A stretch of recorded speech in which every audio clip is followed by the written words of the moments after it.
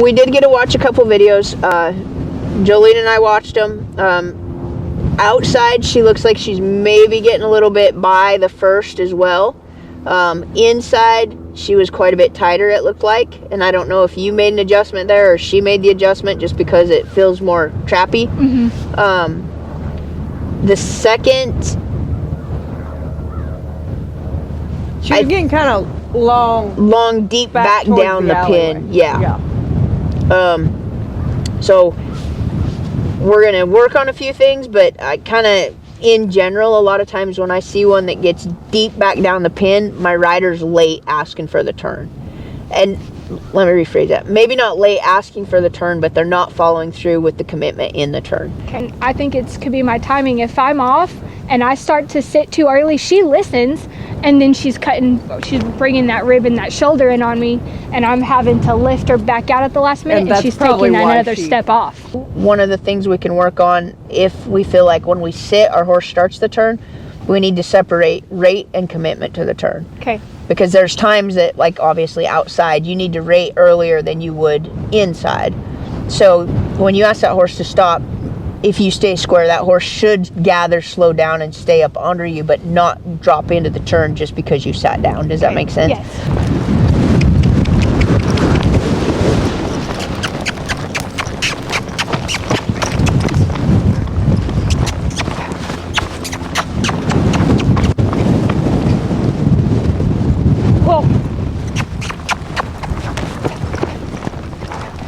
I wanted to ask how long she's been on the pattern before you started running her. So she doesn't have a full year on the pattern. She does not. No. This April will be the month that will be a year since I brought her home from 60 days of training. And you're running her with no exhibition now. Yes. Okay.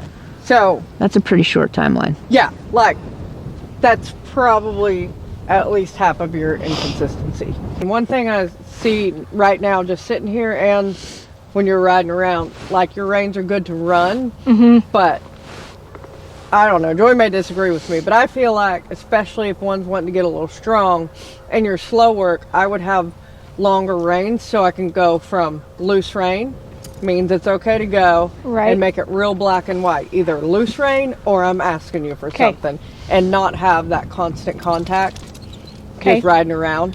I did notice in the videos your hand gets it gets forward, but it gets high. Yes. I think sometimes